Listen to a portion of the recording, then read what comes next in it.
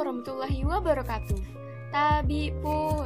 Halo teman-teman, perkenalkan nama saya Nova Indah Cahyati. Bagaimana keadaan teman-teman hari ini? Semoga teman-teman dalam keadaan sehat walafiat ya. Hari ini kita akan belajar soal dan latihan tentang materi teori relativitas khusus. Sebelum memulai pembelajaran, alangkah baiknya kita berdoa terlebih dahulu, supaya diberikan kemudahan dalam memahami materi. Berdoa dimulai. Berdoa selesai. Apa itu relativitas khusus? Jadi, relativitas khusus merupakan bagian dari teori relativitas yang dikemukakan oleh Albert Einstein yang berhubungan mengenai objek yang bergerak terhadap kerangka inersia. Teori ini juga menyatakan bahwa partikel yang bergerak pada kecepatan mendekati kecepatan cahaya dapat mempengaruhi waktu di sekitarnya. Ingin tahu lebih lanjut tentang teori relativitas khusus? Yuk, simak videonya.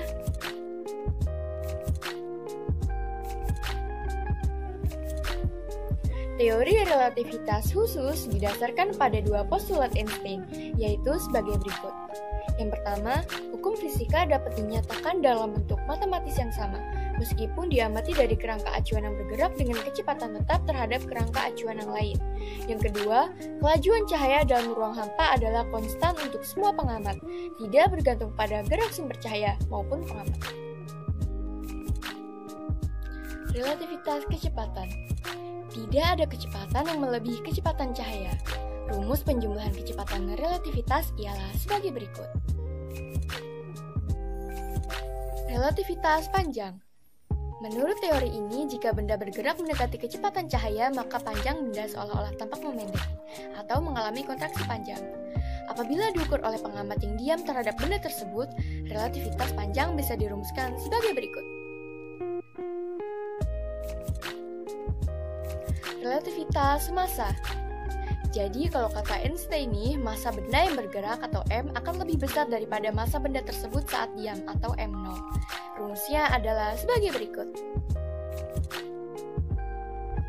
Relativitas waktu merupakan waktu yang diukur oleh sebuah jam yang bergerak terhadap kejadian lebih besar daripada jam yang diam terhadap kejadian. Relativitas waktu bisa dirumuskan sebagai berikut. Kesetaraan massa dan energi. Menurut Einstein, jika terjadi penyusutan massa, maka akan timbul energi. Hal ini menunjukkan adanya kesetaraan massa dan energi. Benda yang diam maupun bergerak memiliki energi. Energi saat benda diam dan saat benda bergerak atau energi total dapat dirumuskan sebagai berikut.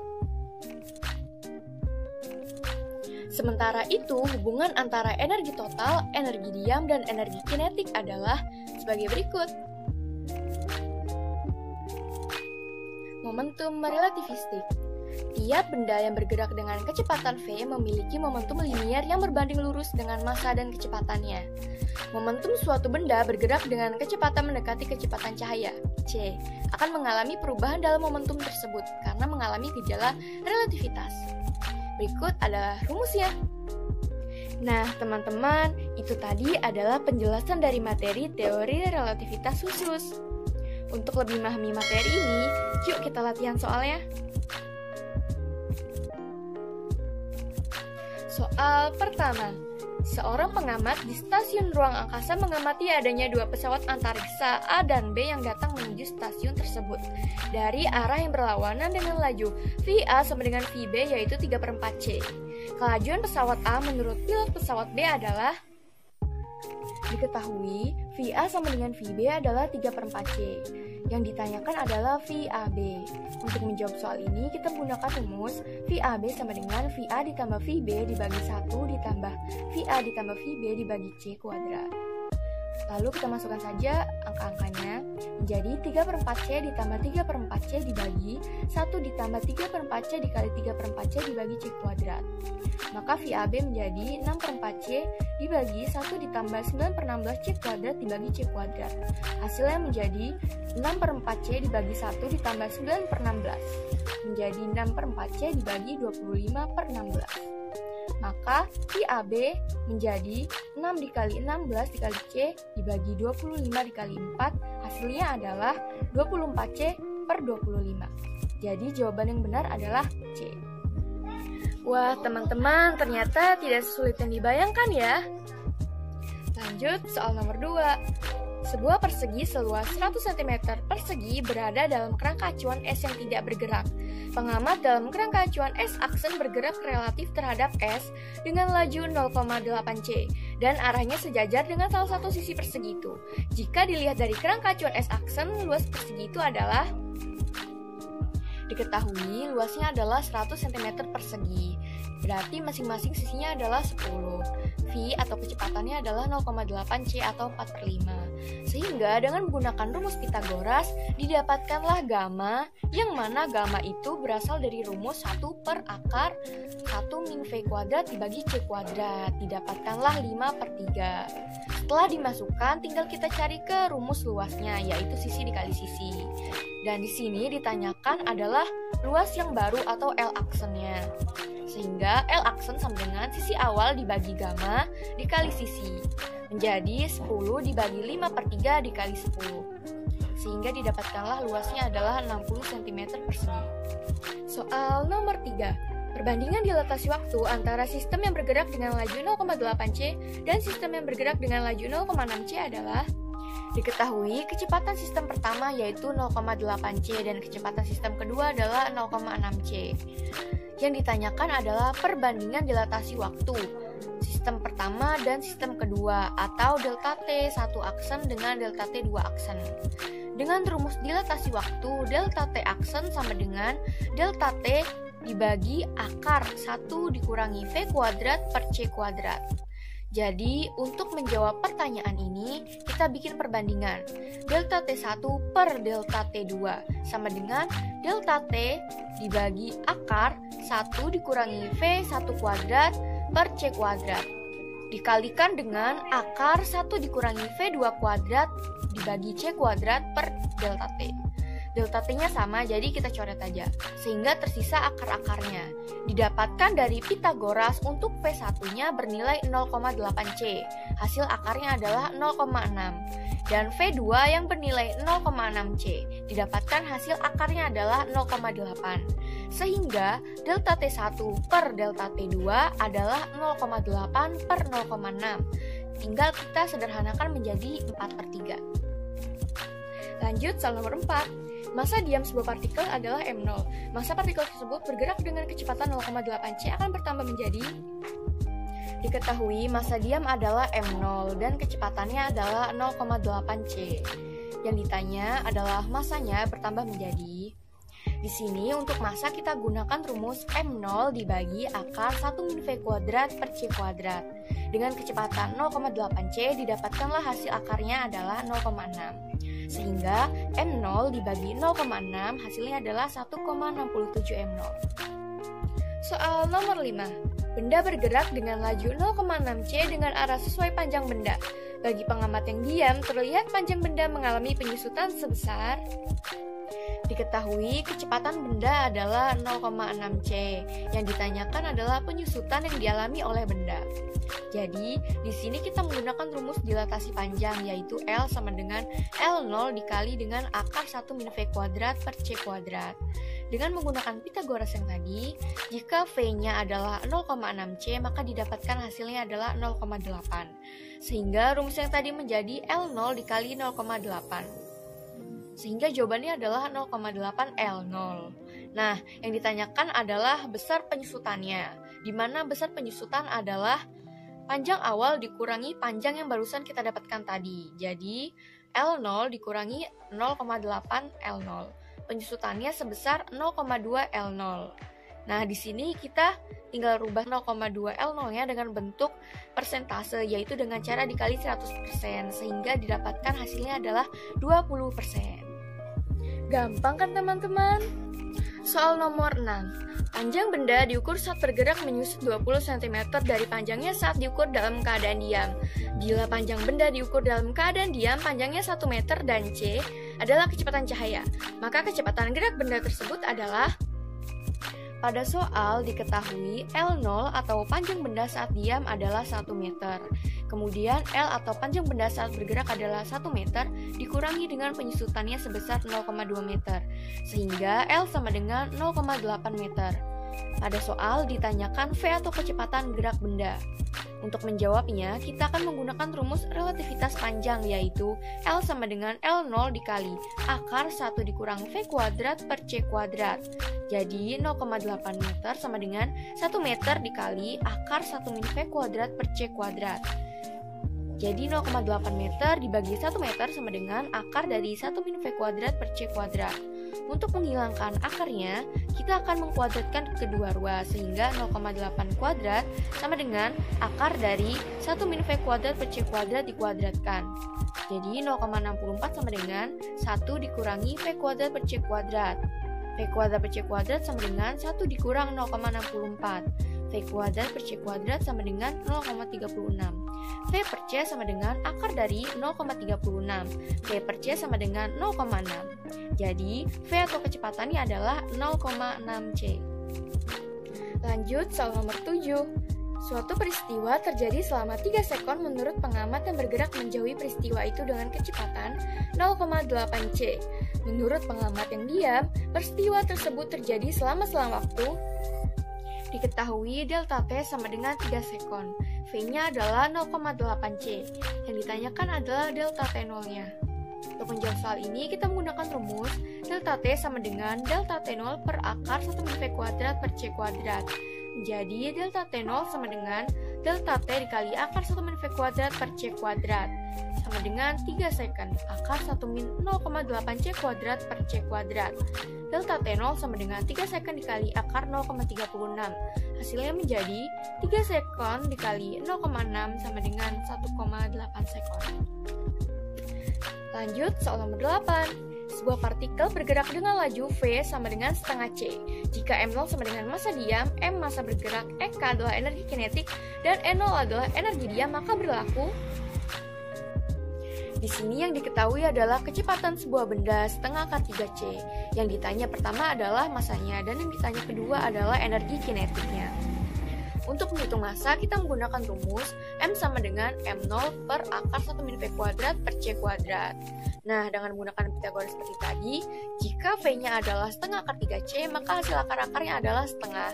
Begitu juga sebaliknya, jika V-nya adalah setengah C, maka hasil dari akar-akarnya adalah setengah akar 3. Nah, di dalam soal ini, tadi adalah setengah akar 3C, sehingga langsung didapatkan M0 per setengah. Didapatkan M sama dengan 2M0. Itu adalah untuk massanya. Dan yang kedua adalah menghitung energi kinetiknya, di mana untuk energi kinetik rumusnya adalah EK sama dengan MC kuadrat dikurangi M0 C kuadrat.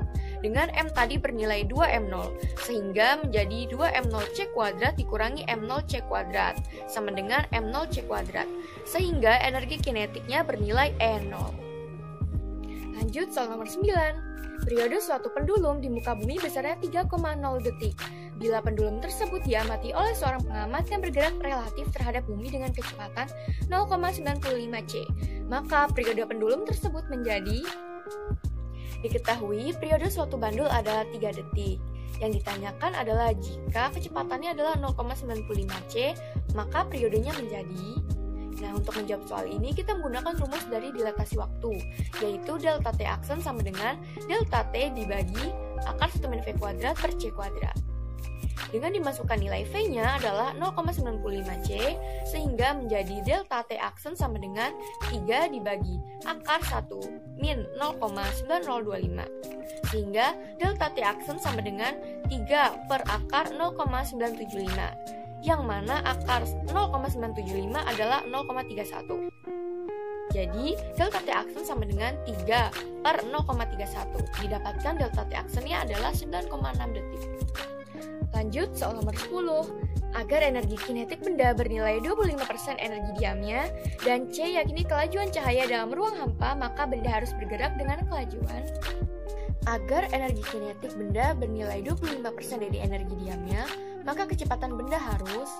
Nah, untuk energi kinetik, kita menggunakan rumus E min E0, di mana E itu adalah MC kuadrat dan E0 adalah M0 C kuadrat. Nah, sama seperti tadi, untuk M-nya kita ubah dulu jadi M0 per akar 1 min V kuadrat per C kuadrat, sehingga didapatkan EK sama dengan M0 C kuadrat per akar 1 min V kuadrat per C kuadrat dikurangi M0 C kuadrat. Untuk M0C kuadrat bisa kita keluarkan sehingga menjadi EK sama dengan 1 per akar 1 min V kuadrat per C kuadrat dikurangi 1 tutup kurung dikali M0C kuadrat. Atau M0C kuadratnya bisa kita ganti dengan E0. Jadi, kita buat perbandingan EK per E0 sama dengan 1 per akar 1 min V kuadrat per C kuadrat dikurangi 1. Dari soal diketahui jika EK per E0 adalah 0,25, maka 0,25 ditambah 1 sama dengan 1 per akar 1 min V kuadrat per C kuadrat. Selanjutnya menjadi 1,25 sama dengan 1 per akar 1 min V kuadrat per C kuadrat. Nah, untuk bilangan 1,25 kita ubah menjadi pecahan. Kita kuadratkan kedua ruas menjadi 1 min V kuadrat per C kuadrat sama dengan 16 per 25. Kita pindah ruaskan kembali menjadi V kuadrat per C kuadrat sama dengan 1 dikurang 16 per 25. Didapatkan V kuadrat per C kuadrat sama dengan 9 per 25. Dan kita akarkan untuk mendapatkan nilai V-nya. Jadi V per C sama dengan 3 per 5. Dan V sama dengan 3 per 5 C. Wah, teman-teman, ternyata tidak sesulit yang dibayangkan ya. Lanjut soal nomor 11. Diketahui dua orang A dan B. A berada di bumi dan B berada di sebuah pesawat antariksa yang bergerak dengan kecepatan 0,8 C pulang pergi terhadap bumi. Jika A mencatat perjalanan B selama 20 tahun, maka B mencatat perjalanan pesawat yang ditumpanginya selama. Diketahui delta T adalah 20 tahun, V-nya adalah 0,8 C, dan yang ditanyakan adalah delta T0-nya berapa. Nah, untuk menjawab soal ini kita menggunakan konsep relativitas. Kita menggunakan rumus dilatasi waktu, yaitu sebagai berikut. Rumusnya adalah delta T sama dengan delta T0 dibagi akar 1 min V kuadrat per C kuadrat. Nah, tinggal kita masukkan saja angka-angkanya menjadi 20 sama dengan delta T0 per akar 1 min 0,8 C kuadrat per C kuadrat. Maka 20 sama dengan delta T0 per akar 1 min 0,64. 20 sama dengan delta T0 per akar 0,36. Jadi delta T0 sama dengan 20 dikali 0,6. Delta T0 sama dengan 12 tahun. Soal nomor 12. Menurut pengamati sebuah planet, ada dua pesawat antariksa yang mendekatinya dari arah yang berlawanan. Masing-masing yakni pesawat A yang kecepatannya 0,5 C dan pesawat B yang kecepatannya 0,4 C. Menurut pilot pesawat A, besar kecepatan pesawat B yakni. Diketahui VA sama dengan 0,5 C, VB sama dengan 0,4 C. Yang ditanyakan adalah menurut pilot pesawat A, besar kecepatan pesawat B adalah. Nah, jika kecepatan pesawat B berdasarkan pengamat A, kita misalkan VBA, maka VBA sama dengan VA ditambah VB per 1 ditambah VA dikali VB per C kuadrat. VBA sama dengan 0,5 C ditambah 0,4 C per 1 ditambah 0,5 C dikali 0,4 C per C kuadrat. Maka VBA sama dengan 0,9 C per 1 ditambah 0,2. VBA sama dengan 0,9 C per 1,2. Maka VBA menjadi 0,75 C. Lanjut soal nomor 13. Galaksi jauh dalam konstelasi Hydra menjauhi bumi dengan kelajuan 6,12 dikali 10 pangkat 7 meter per second. Berapa pergeseran garis spektral hijau dengan panjang gelombang 500 nanometer yang dipancarkan oleh galaksi ini ke arah merah dari spektrum itu? Diketahui V sama dengan 6,12 dikali 10 pangkat 7 meter per second. Lambdanya adalah 500 nanometer atau 500 dikali 10 pangkat min 9 meter. Nah, karena lambda sama dengan C per V dan lambda 0 sama dengan C per V0, maka lambda sama dengan lambda 0 akar 1 ditambah V per C dibagi 1 min V per C.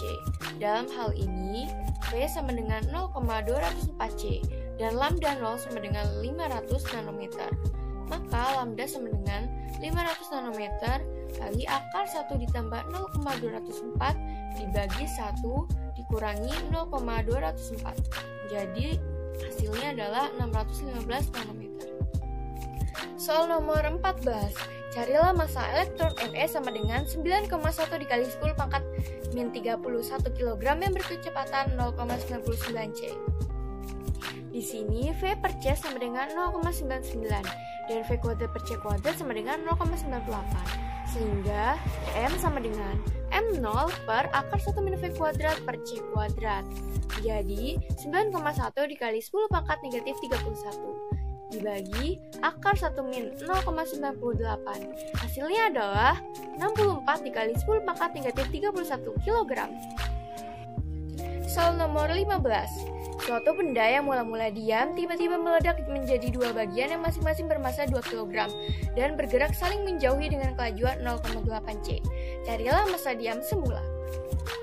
Hukum kekekalan energi relativistik adalah energi awal sama dengan energi akhir. Maka M0 dikali C kuadrat sama dengan gamma M01 dikali C kuadrat ditambah gamma M02 dikali C kuadrat. Bagi dengan C kuadrat, dan karena benda pecah dengan massa sama dan kecepatan sama, maka M0 sama dengan gamma M01 ditambah gamma M02. Maka M0 sama dengan 2 gamma M01. Karena kelajuan 0,8 C, maka gamma sama dengan 10 per 6.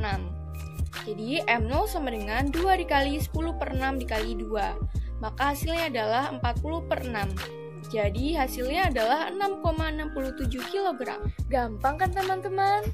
Lanjut soal nomor 16. Jika kelajuan cahaya lebih kecil daripada C, apakah gejala relativistik akan lebih mudah diamati dari yang sekarang? Jawabannya adalah ya, karena tidak ada benda yang melebihi kecepatan cahaya selain foton. Semakin kecil kelajuan benda dari kelajuan cahaya, maka makin mudah diamati. Lanjut soal nomor 17. Manakah postulat pertama Einstein yang dinamakan prinsip relativitas yang benar adalah?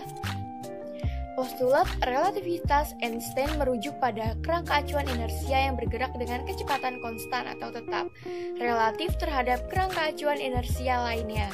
Dari hasil kajiannya, Einstein mengemukakan dua postulat, yaitu sebagai berikut.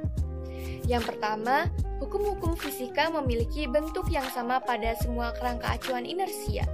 Yang kedua, kecepatan cahaya yang merambat di ruang hampa atau ruang vakum bernilai sama untuk semua kerangka acuan inersia, yaitu sekitar C sama dengan 3108 meter per second. Jadi jawaban yang benar adalah A. Soal nomor 18.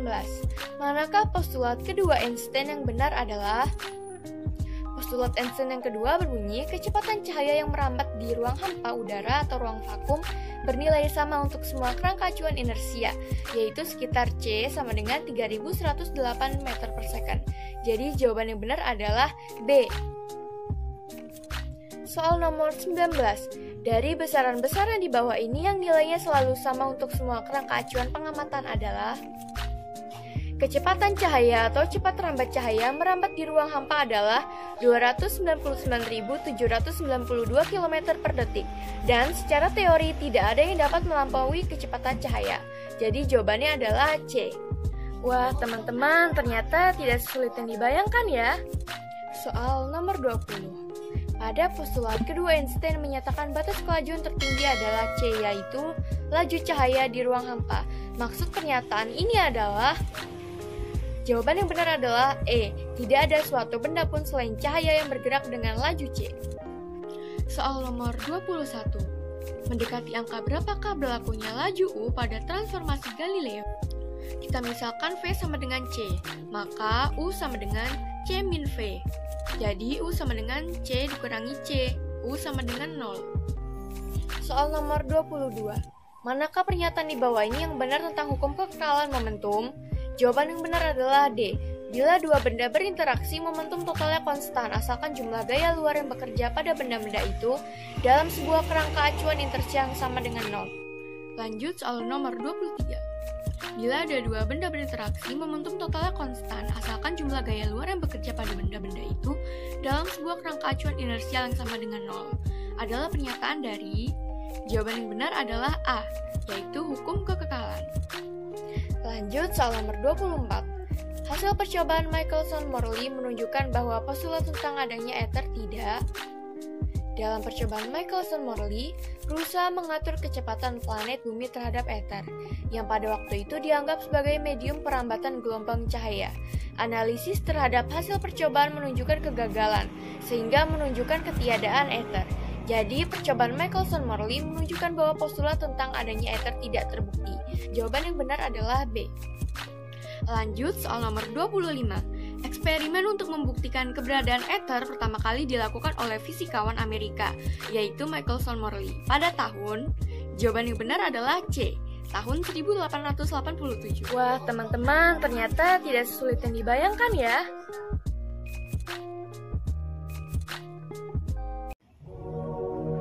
Salah satu dampak dari kemunculan teori relativitas Einstein yang begitu mengubah dunia adalah adanya GPS yang begitu akurat dalam mengukur jarak dan perkiraan waktu.